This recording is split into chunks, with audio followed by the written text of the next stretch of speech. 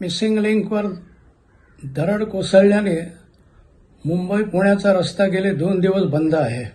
असे मोठाले जेव्हा प्रकल्प केले जातात, विशेषतः बोगद्यातनं जेव्हा रस्ता काढला जातो, त्यावेळेला बोगदा खणून झाल्यानंतर त्याला कॉन्क्रीटचं एक आतल्या बाजूनी लाइनिंग केलं जातं आणि ते लाइनिंग जाडं असावं लागतं. म्हणजे मग पावसाचं पाणी आलं, वरनं काही दरड आली तर ते रोखून धरतं. परदेशामध्ये, ज्याला युरोपियन मॉडेल म्हटलं जातं, परदेशामध्ये असे महत्वाचे मोठे स्ट्रक्चरली इम्पॉर्टंट जे प्रोजेक्ट्स असतात, ते प्रोजेक्ट झाल्यानंतर आपल्यासारखं एका रात्रीत त्याचं उद्घाटन करत नाहीत. 6 महिन्यापासून ते 10-12 महिन्यापर्यंत त्याच्या ट्रायल्स घेतल्या जातात. मग कधी थंडीत, तर कधी उन्हात, तर कधी पावसाळ्यात. आणि त्यानंतर मग तो जनतेकरता तो प्रकल्प, तो रस्ता असेल, जे काय असेल, ते खुलं केलं जातं. माझा प्रश्न असा आहे युती सरकारला की एवढी तुम्ही मे महिन्यात उद्घाटनाची घाई केलीत कशाला? पावसाळा संपल्यानंतर जर उद्घाटन केलं असतं तर आज अंदाज आला असता आणि आज जी परिस्थिती निर्माण झाली ती झाली नसती.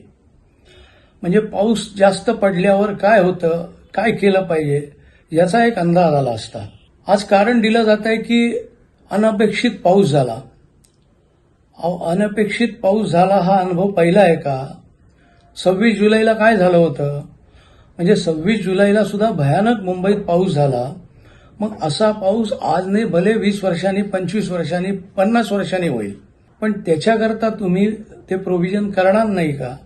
हे सगळं काही केलेलं याचा विचार मिसिंग लिंक बांधताना मला तरी काही दिसत नाहीये.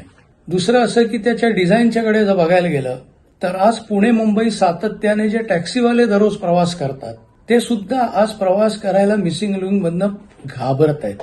कारण काय झालेलं आहे की 8-9 किलोमीटरचा सरळ बोगदा, त्याच्यामध्ये ज्याला आपण इंग्रजीमध्ये नॅचरल ओपनिंग म्हणतो, ते कुठेही नॅचरल ओपनिंग ठेवलेलं नाहीये. म्हणजे हवा नैसर्गिकरित्या आत यायला वगैरे. पलीकडच्या बाजूचा जो रस्ता आहे तिथे जायला तुम्हाला वाट ठेवलेली आहे. म्हणजे उदाहरणार्थ मुंबईहून तुम्ही पुण्याला निघालात आणि मध्येच तुम्हाला वाटलं की नाही काहीतरी काम निघालं तर आपल्याला परत मुंबईला जायचंय, तर मधनं तुम्ही करू शकता. अशा तऱ्हेची रचना आहे, नाही असं नाहीये.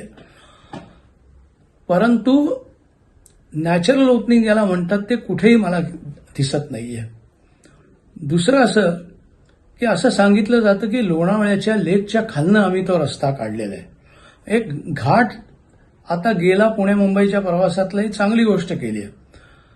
परंतु तळ्याच्या खालनं जेव्हा तुम्ही रस्ता करता तेव्हा तळ्यातल्या पाण्याचा लोड, त्याचं वजन किती आहे, त्याचा किती दाब येणार आहे, याचाही विचार करायला पाहिजे होता. तो केलाय की नाही?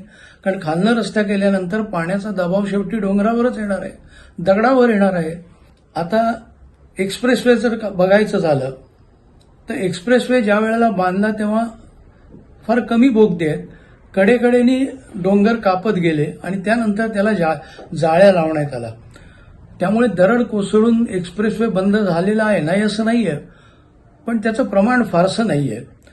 उलट एक्सप्रेसवे 2-2 दिवस बंद झाला, तो एक ऑइलचा टँकर कोलमडल्याने सबंध वाहतूक बंद झाली, धोक्याकरता, म्हणजे लोकांच्या सुरक्षिततेकरता बंद करण्यात आला होता.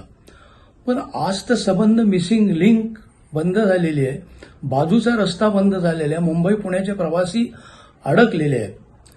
आता हे सगळं मी राजकीय दृष्ट्या टीका करण्याकरता म्हणून म्हणत नाहीये, तर 30-35 वर्ष मी आर्किटेक्ट या नात्याने त्या व्यवसायाला दिलेली आहेत आणि त्यामुळे एक आर्किटेक्ट म्हणून माझी त्या स्ट्रक्चरवर नजर बसलेली आहे.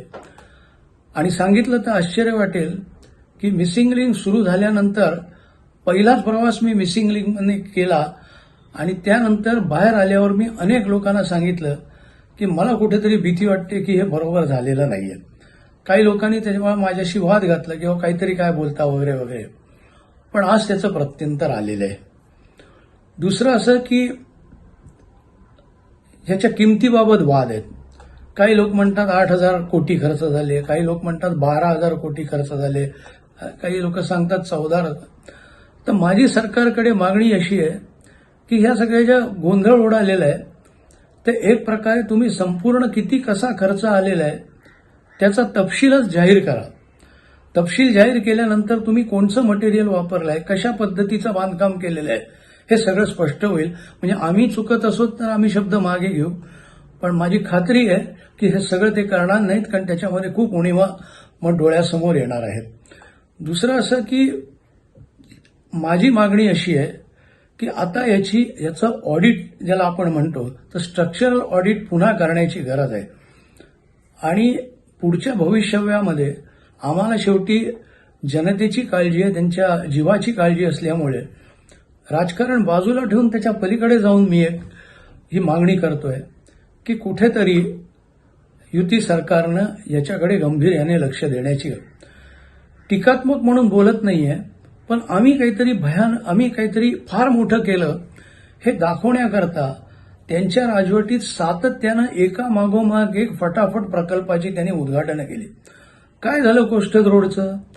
आज मुंबईतला कोस्टल रोडही गळायला लागलेला आहे. आणि मी आज म्हणतोय असं नाहीये. मुंबईमध्ये एक इंग्रजी वर्तमानपत्र पूर्वी होतं, त्याच्यामध्ये माझी लेखमाला चालू होती. त्यावेळेपासून मी म्हटलेलं आहे की दिल्ली असेल, पुणे असेल, इथली परिस्थिती वेगळी आहे, कारण जमीन वेगळी आहे. पण मुंबई शहर हे मूळचं 7 बेटांचं शहर आहे. समुद्र मागे हटवून भराव टाकून अनेक वस्त्या निर्माण करण्यात आल्या. नरिमन पॉइंटचं उदाहरण घ्या किंवा आता नवीन वडाळ्याचं उदाहरण घ्या.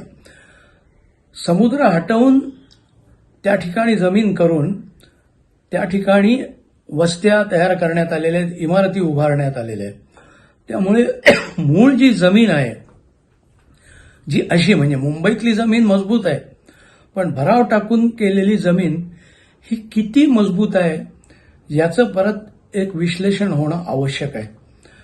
आणि जर याचा गमतीशीर भाग म्हणजे बघायचं झालं तर सरकारकडनं आमची अपेक्षा होती की आम्ही ऑडिट करू, आम्ही इन्स्पेक्शन करू, काही चुकलं असेल तर चुका सुधारू. असं म्हणायच्या ऐवजी एका अधिकाऱ्याने आज स्टेटमेंट केलंय की it's a act of God. मग आता आम्ही असं म्हणायचं का की देव पण तुमच्या कारभाराला वैतागलेत? म्हणजे घाईनी उद्घाटनं केली, त्याच्या स्ट्रक्चरकडे धड लक्ष दिलं नाही. आणि आता लोकांना या सगळ्यांना म्हणजे जनतेचा पैसा तुम्ही वाया घालवलात असं जर लोक म्हणत असतील तर त्यात काय चूक आहे?